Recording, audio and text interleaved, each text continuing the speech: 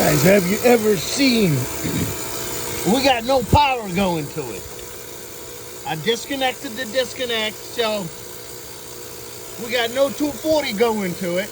I can even touch it with my bare hands just to show you. And I believe it's a reversing valve. Whenever you take this, it stops. I've never seen a reversing valve doing this. Like a loud noise like that. Sounds like a compressor. Let's put it back again. Sunday morning, fellas. The shit you see. What?